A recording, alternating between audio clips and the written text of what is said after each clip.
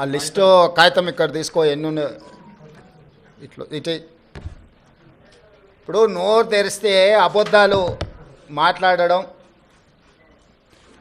ఇది అదాని పక్కలు ఉన్నాయని ఎవరు ఈయన పేరు గుర్తుపడతావా? ఏం పేరు ఈయన పేరు? మరి ఈయన చంద్రశేఖరరావు. ఆయన వంగి వంగి నమస్కారం పెడుతున్నాయి. అప్పుడు ఆయన వంగినా ఇట్లా ఇంతగా వంగినా?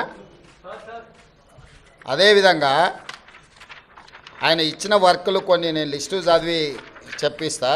KCR invites Adani to set up a power plants in TS. Okay, Hans India పత్రికా ఓనర్ ఉండొచ్చు కదా.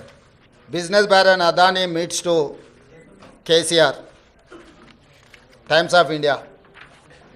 ఇగో ఈ బుద్ధిమంతుడు ప్రబుద్ధుడు అదాని సంఖలో దూరిండు.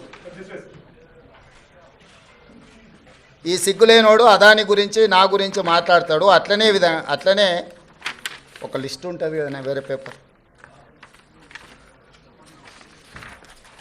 ఇంత ఉందా, 12-13 లిస్టు ఉంటుంది చూడు ఒకటి. నేను ఆ లిస్టు చదివి వినిపిస్తాను నీకు. ఎన్ని ఇచ్చిండ్రో వాళ్ళు, ఎన్ని నేషనల్ హైవేస్ ఇచ్చిర్రు, ఎన్ని డేటా సెంటర్లు ఇచ్చిండ్రు. ఒకవేళ సిద్ధంగా ఉన్నాడు ఆయన ఇచ్చిన అన్నిటి మీద విచారణకు, మళ్ళీ విచారణ ఏంగానే చూసిరా నా మీద కేసులు పెడుతురని ఒకలా ఏడుపులు ఏడుస్తుంటాడు. పెట్టూరి జైలుకు పోతానే ఆయన్నే అంటాడు. ఎప్పుడెప్పుడు జైలుకు పోదామా, జైల్లో పోయి ఉందామా అని. ఆయన ఏమనుకుంటున్నట్టు నిన్న ఏదో పేపర్లో చూసిన జైలుకు పోయిన వాళ్ళు అందరూ అయిండ్రనా? ఆ లెక్కన ముందుగాల వాళ్ళ చెల్లెలు పోయింది. మరి ఆల్రెడీ వాళ్ళ చెల్లెలు జైలుకు పోయి వచ్చింది. అట్లా కూడా ఈయనకు అవకాశం లేదు కదా. ఆ ఛాన్స్ ఒకవేళ తీసుకుంటే కేసీఆర్ ఫ్యామిలీలా ఆల్రెడీ వాళ్ళ చెల్లెలు జైలుకు పోయి వచ్చింది. ఆ ఛాన్స్ ఆల్రెడీ వాళ్ళ చెల్లెలు కొట్టేసింది. ఆ ఫ్యామిలీలో ఉన్న పోటీని తట్టుకోలేక. కాబట్టి ఇట్లాంటి చిల్లర ఆలోచనలు మానాలి. 10 ఏళ్ళు మంత్రి చేసినోడు, అమెరికాలో చదువుకొచ్చినోడు, కొంచెమన్నా జ్ఞానంతో, కొంచెమన్నా ఆలోచన, విజ్డమ్ వాడాలి కదా. ఆ విజ్డమ్ వాడకుండా అన్ని చిల్లర మాటలు మాట్లాడుకుంటా Adani Elbit systems defence unit at Mamidipalli operational BRS టైంలో ఇచ్చిండ్రు. అదేవిధంగా missile cell manufacturing unit at Mamidipalli under construction BRS ఇచ్చింది. Microsoft data centre at Elikatta BRS ఇచ్చింది. అదేవిధంగా 3 national highway projects, Khammam to Suryapet national highway, Mancherial to Repallewada national highway, Khammam to Kodad national highway BRS ఇచ్చింది. 750 kV transmission line project BRS ఇచ్చింది.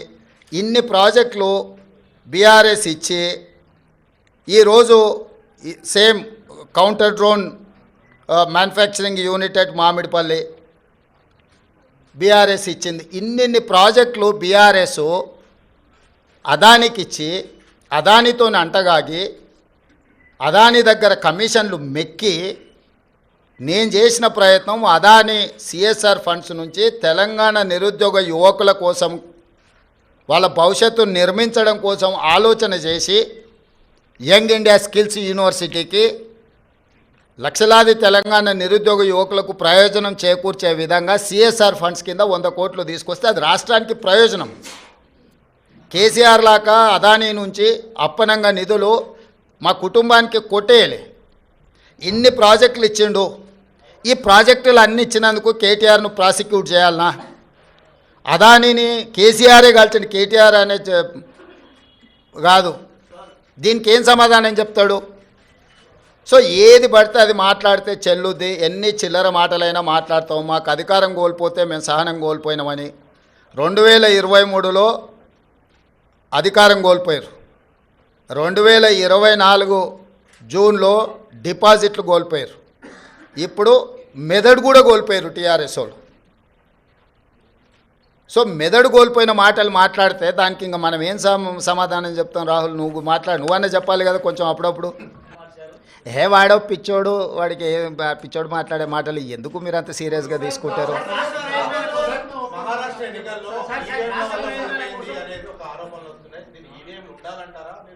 Postal ballot పోవాలంటారా ఏమంటారు as a ముఖ్యమంత్రిగా?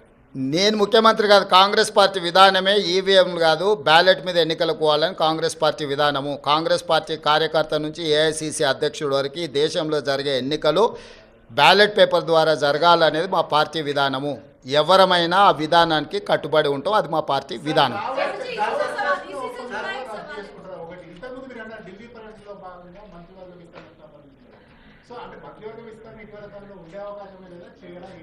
ఇప్పుడు నువ్వేమేమి శాఖలు ఇచ్చినావు, ఎవరికి ఇచ్చినావు ఫస్ట్ అది చెప్పు.